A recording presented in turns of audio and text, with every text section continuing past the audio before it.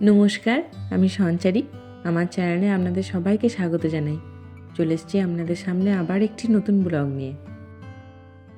সকাল এখন 6:45 মতো বাজছে। আজকে একদম সকাল সকাল উঠে পড়েছি। বাইরেটা একবার দেখাই আপনাদের। চারিদিকটা বেশ নিস্তব্ধ হয়ে আছে। আজকে একটু মেঘলা মেঘলা ওয়েদার আছে, তাই অন্যান্য দিন হলে এই সময়টাতে আমরা চারিদিকে রোদে ঝলমল করে ওঠে। আজকে একটি আইল্যান্ডে ঘুরতে যাব, সব বন্ধুরা মিলেই যাব সেখানে। তাই রাতের দিকেই আপনার এই রান্নাঘরের টেবিলটাতে যতটুকু পেরেছি একটু গুছিয়ে দিয়ে গেছি। প্লেট, চামচ, চায়ের কাপ, এই ধরনের টুকিটাকি জিনিসগুলো, তাহলে সকালের দিকে গোছাতে একটু সুবিধা হবে। আর আজকে ভাবছি একটু স্যান্ডউইচ বানিয়ে নিই সকাল সকালই। ওখানে আপনার আইল্যান্ডে তো কেমন খাবার দাবার থাকবে, খুবই ছোট্ট মতো একটা আইল্যান্ড, সেটা বোঝা যাচ্ছে না। সেই জন্য আমি ভাবছি যে সবাই একটু একটু করে খাবার নিচ্ছে, আমিও একটু স্যান্ডউইচ নিয়ে নিই। ওই একটু কেচাপ দেবো, একটু মায়োনেজ দেবো, সামান্য একটু কর্ন পড়ে আছে, সেই কর্ন একটু বয়েল করাই আছে, সেই একটু দিয়ে দেবো, আর লেটুস দিয়ে চিজ দিয়ে একটা স্যান্ডউইচ। কিছুদিন আগে আমাদেরই একটি বন্ধু ওই জায়গাটির খবর পায়, আর ও সেখানে যায়। গিয়ে এসে বললো যে বেশ ভালো নাকি জায়গাটা। তো একবার যাই, নতুন একটা জায়গা ঘোরাও হবে আর দেখাও যাবে।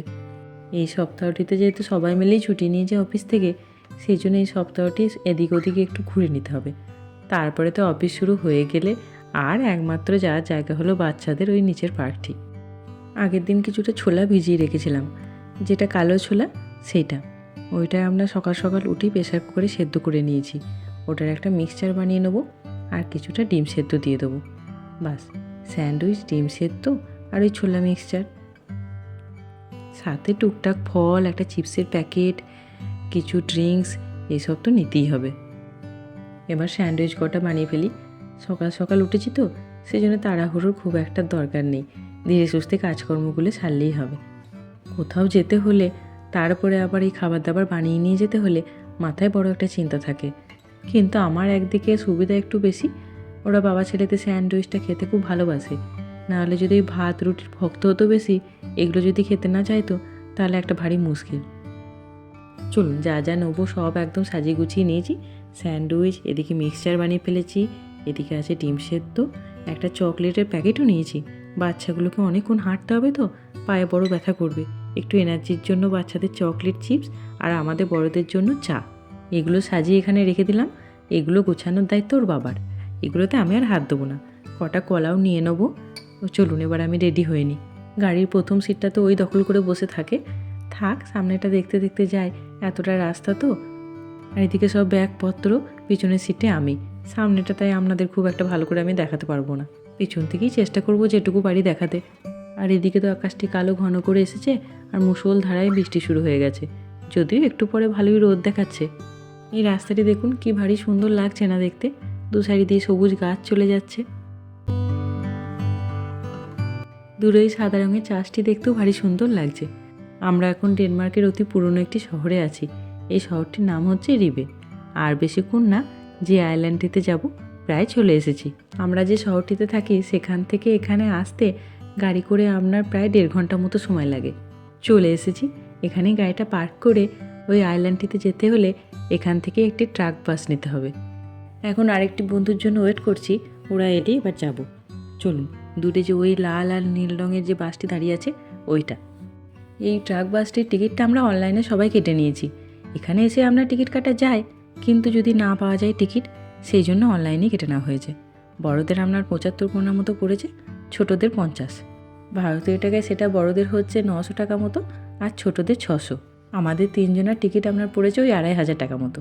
সবাই মিলে এখন ওপরটাতেই বসা হলো, চারিদিকটা বেশ দেখতে দেখতে যাওয়া হবে। বৃষ্টি যদি আসে তখন নিচে চলে যাব। পাশের বাসটাতে আবার ওপরে বসার দেখুন ব্যবস্থাটা নেই। সকালবেলায় তাড়াহুড়ো করে বেরোনোর চোটে চা খেয়ে আর আসা হয়নি, তাই ভাবলাম চাটা এখনই বার করে ফেলি।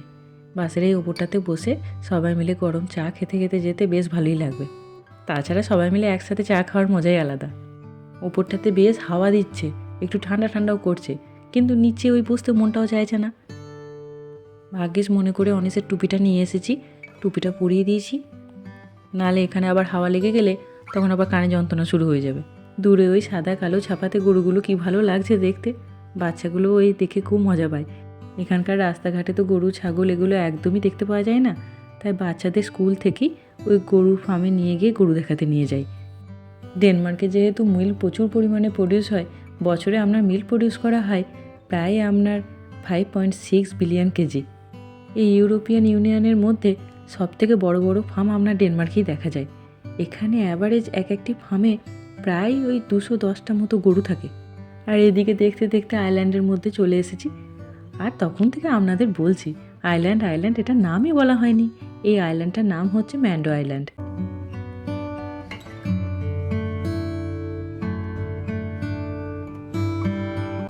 পিছনে যে দেখুন যে ট্রাক বাসটা আসছে, রাস্তাটা দেখা যাচ্ছে, এই রাস্তাটা আসা যাওয়ার নির্দিষ্ট সময় আছে।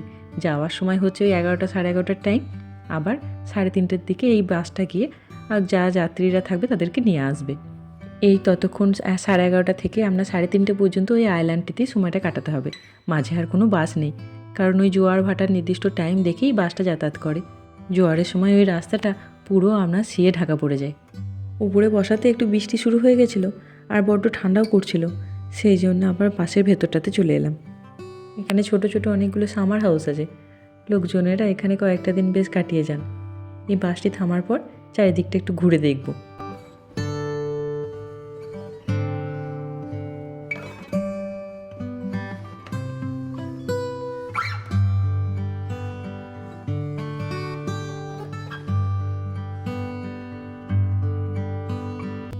এইটা একটি ছোট্ট মতো সুপার মার্কেট। এই গোটা আইল্যান্ডে মনে হয় এই একটি সুপার মার্কেট। এখন বাচ্চাগুলোকে নিয়ে একটু ওয়াশরুমের দিকে এসেছি, এরপরে খাওয়া দাওয়া করে নেবো। বা এখানে কত চড়াই পাখি আছে দেখুন, কিছু খাবার দিয়েছে তাই খাচ্ছে, নাহলে খুব একটা চড়াই পাখি তো একদমই দেখতে পাওয়া যায় না। একটা এই জায়গা পেয়েছি একটু ঢাকা, তাতে ঠান্ডাটা খুব একটা লাগছে না, নাহলে আজকে বেশ ঠান্ডা আছে। এটার ভেতরে বসে খাওয়া দাওয়া করবো। আর এটার একদম গায়ে লাগা একটা পার্ক আছে, ভালোই হয়েছে। বাচ্চাদের খাওয়ানো দাওয়ানো হয়ে গেলে এই পার্কটাতে খেলা করবে, একটু শান্তি। কটা জায়গা ঘুরে আসার পর ডেনমার্কের দুটো জিনিস আমার ভীষণ ভালো লাগে, যেটা হচ্ছে আপনি যেখানেই যান বাচ্চাদের খেলার জন্য একটি করে পার্ক ঠিক পেয়ে যাবেন। আর একটা হচ্ছে ওয়াশরুম, যেখানে সেখানে একটি পরিষ্কার পরিচ্ছন্ন ওয়াশরুম ঠিক পাওয়া যাবে, তাও আপনার ফ্রিতেই, কোনো রকম পে করতে হবে না। আর বাচ্চাদের তো খেলাধুলার একটা জায়গা পেয়ে গেলে খাওয়া দাওয়াতে একদমই মন বসে না।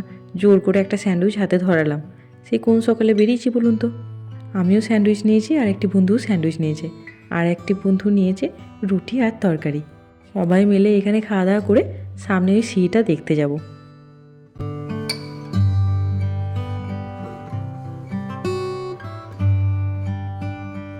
এই পোলটির মাথায় ওপরে একটি স্ট্যাচু আছে, এই পোলটির গায়ে বিভিন্ন সাল লেখা আছে, আর এই সালটি মানে এই সমুদ্রের জলটা কোন সালে কতটুকু উঠেছিল। চারিদিকটা কি সুন্দর লাগছে তাই না বলুন, নিচে সবুজ ঘাস, ওপরে নীল আকাশ, আর সামনে সমুদ্র। একদিকে নীল আকাশ, অন্যদিকে আবার কালো ঘন মেঘ করে আছে।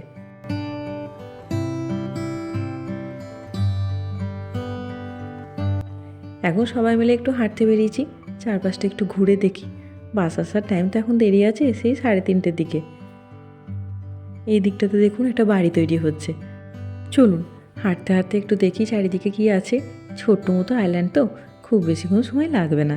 ছোট্ট ছোট্ট সাদা রঙের বাড়িগুলো কি ভালো লাগছে দেখতে, মনে হচ্ছে এখানে 2 দিন কাটিয়ে যেতে পারলে বেশ ভালো হতো।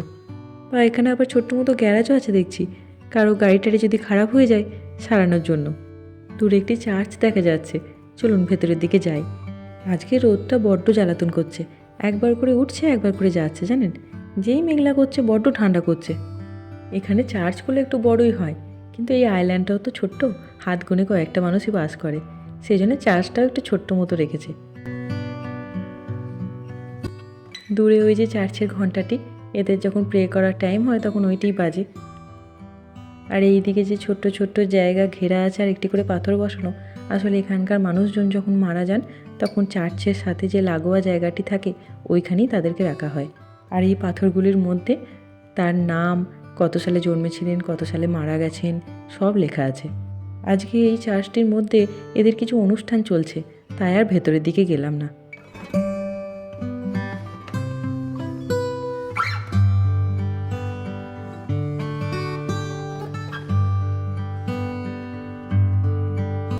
চলুন এবার এখান থেকে বেরোনো যাক। বাবা, এই ছোট্ট ঘরটিতে আবার সোভিনিয়ারও পাওয়া যাচ্ছে। চলুন একবার দেখে আসি কী কী আছে। এখানে বিভিন্ন রকমের জ্যাম, মধু, এই ধরনের ছোট ছোট জিনিস বিক্রি হচ্ছে। তাছাড়াও কিছু শো পিসও আছে।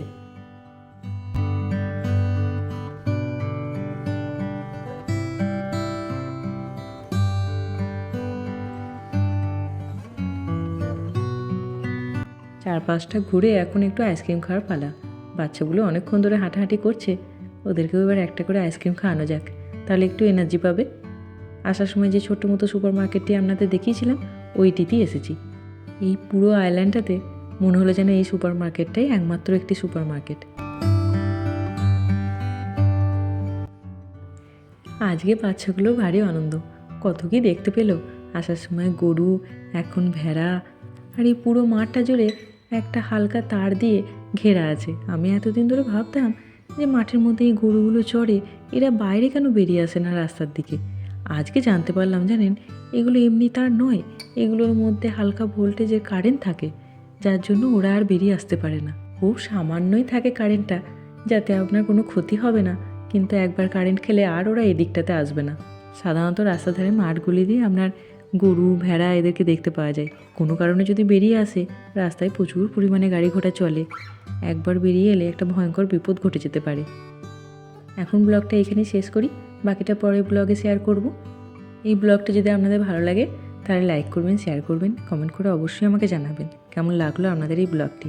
আমার ব্লগগুলো যদি আপনাদের ভালো লাগে তাহলে প্লিজ চ্যানেলটিকে সাবস্ক্রাইব করে দেবেন। ভালো থাকবেন, সুস্থ থাকবেন, দেখা হবে সামনে এরকম একটি ব্লগে। ধন্যবাদ।